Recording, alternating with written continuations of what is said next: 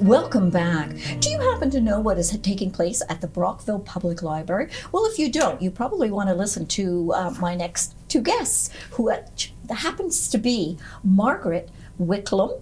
She is the board chair for the Brockville Public Library, as well as we have the CEO, Geraldine Slark. So let's find out what is happening at the Brockville Public Library. Welcome, you two. Thank you. So, Margaret, what is the vision of the board for the Brockville Public Library? Our library, like all libraries, have changed their direction drastically in the last 10 years. We offer a great many community programs now. We did a community survey this past fall, and many people responded asking for more and different programs, which we are responding to right now. Can you give me an example of what kind of programming they were asking for? They wanted activities for children. Yes. Naturally. Yes. They also were interested in responding to the Indigenous community in Brockville, and we are responding to that 100%.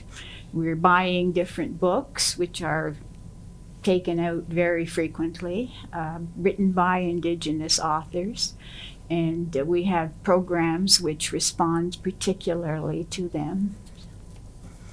So the governing of the Brockville Public Library is different from the Brockville Museum, and it's also different from the Arts Center. Can you explain, please, Margaret and or Geraldine? I'll give that to Geraldine. Oh, okay. Please explain to our viewers what this, things are different. No problem. So there is actually legislation called the Public Libraries Act that governs libraries and how we are to perform within the municipality and the relationship within the municipality.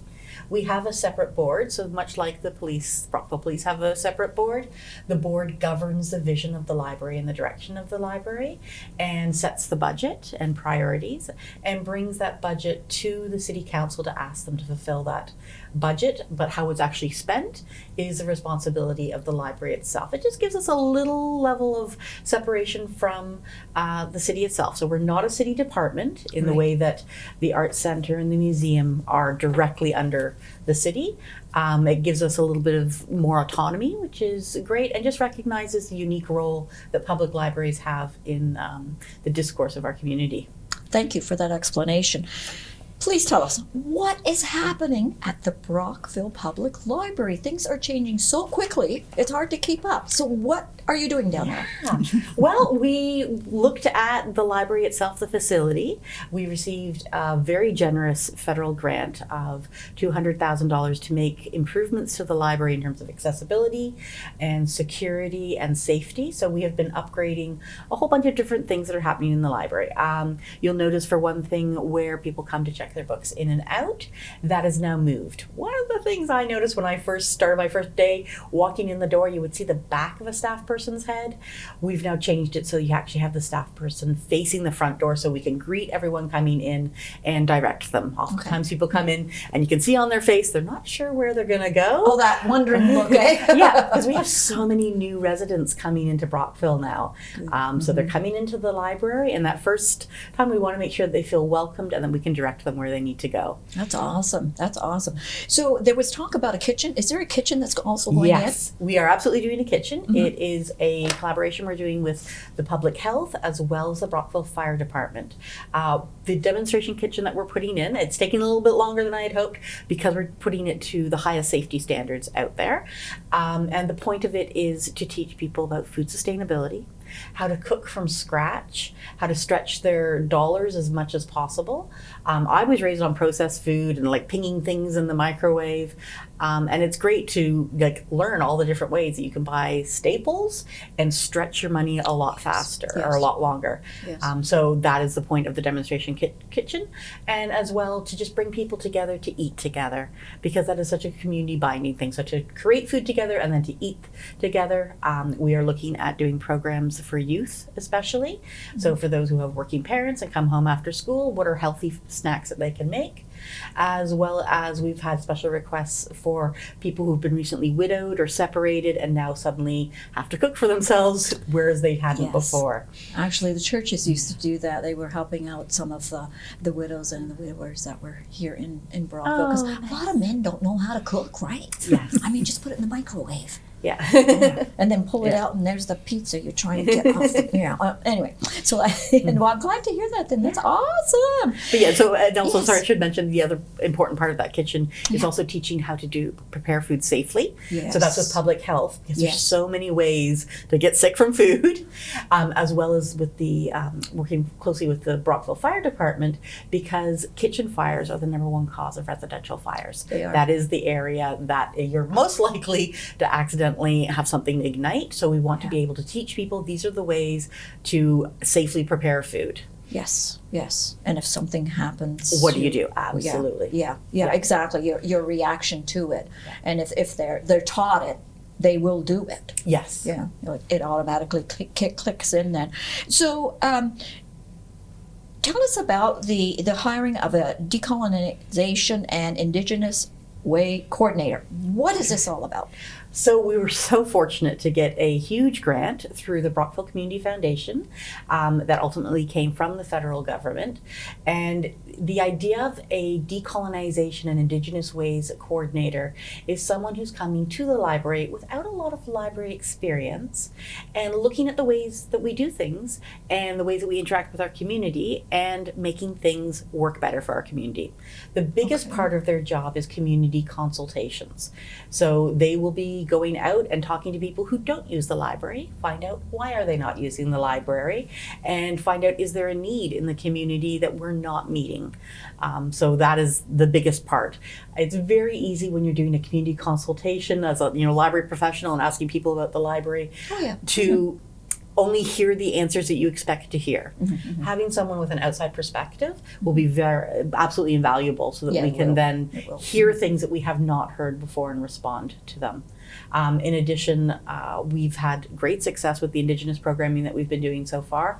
All of them have wait lists. The Orange Shirt Day that we had as an ally with the Truth and Reconciliation Committee here in Brockville had over 400 participants at Hardy Park. That was a very moving day that Mayor Matt Wren came and gave a lovely speech, and there was so much different crafts and activities and Indigenous food that was available. So we want to expand those opportunities for people to meet in the Indigenous community, because there is an Indigenous community here in Brockville that's kind of been flying under the radar. Really? And so having the library as like a hub for that community to meet together and to learn Indigenous foods, Indigenous crafts, has been something that has been expressed to us repeatedly as a need in the community. So I didn't realize that we did have quite a population here. I know that we do have quite a population of Muslims. Yes. So is this something that will be addressed in the future? Will be these different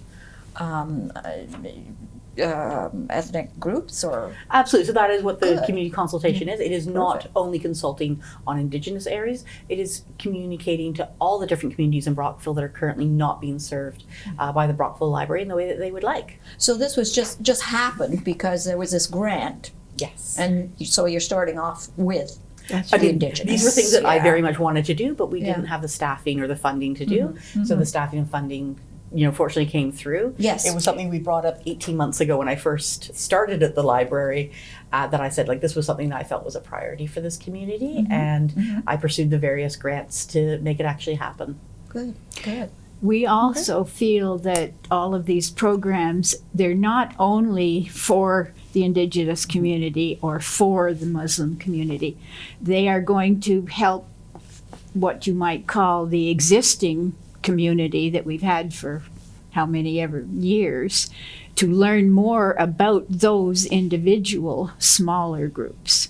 But that's the way I perceive this, is that it's teaching. It's Yes. teaching and educating Absolutely. the public.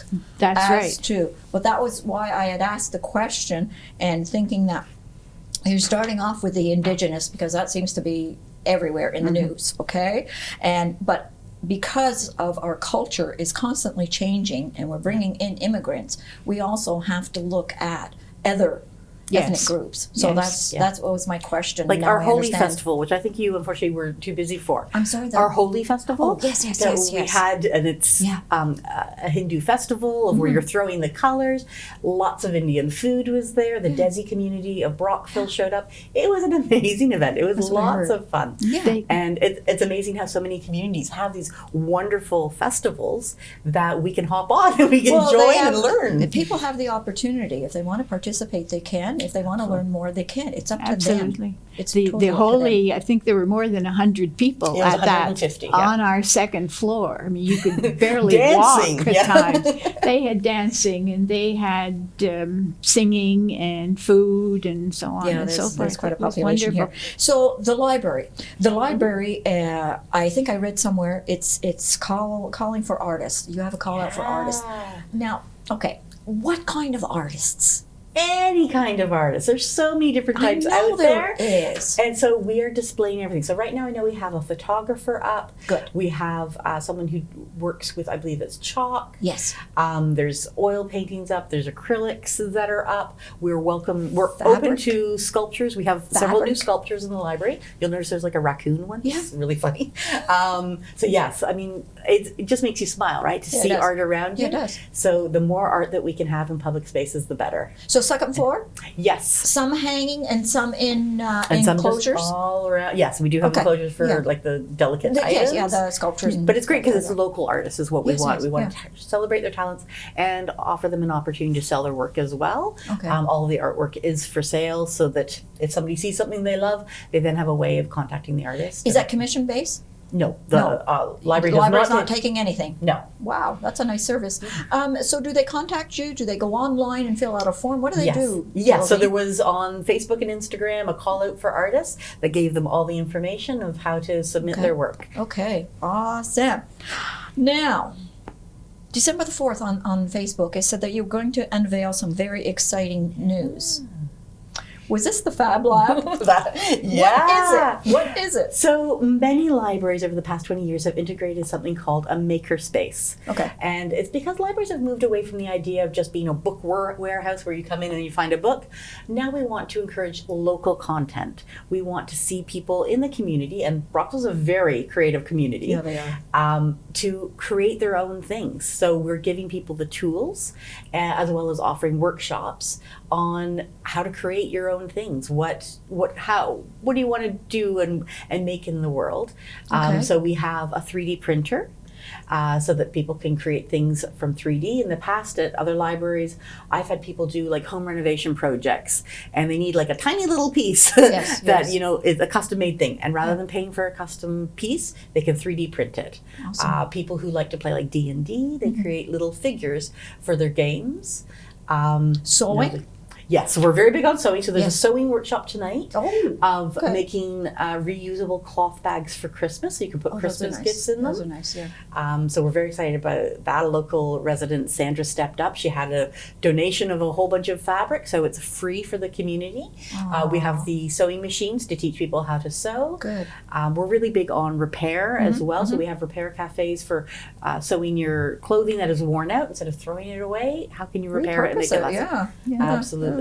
We have a knitting group that comes Yes, in once a yes, week, and yes, they they've been sit there for a together bit. and Yes. so on and so forth. Very That's lots social. of fun. Yeah. What is Robot 2?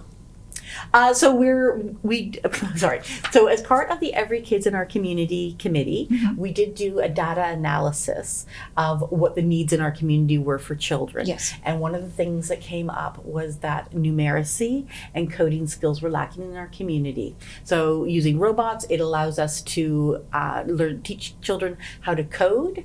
So those are future skills that they can build on, possibly have a career in future. So that's something that we're starting in the new year is more Good. coding and robotics. Okay, is there anything else you want to tell us, Geraldine, that you haven't told anybody else?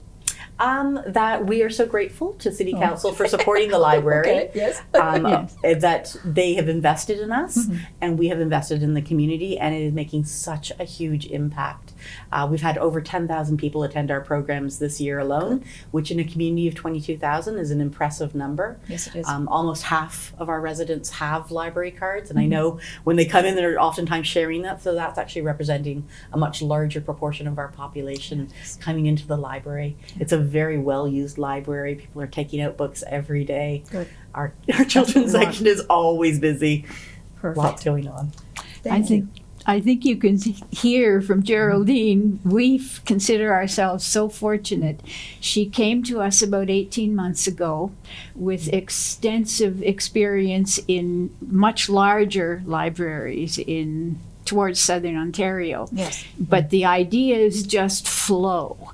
And of course, some of them we cannot implement because we don't have the staff or we don't have the money or the space.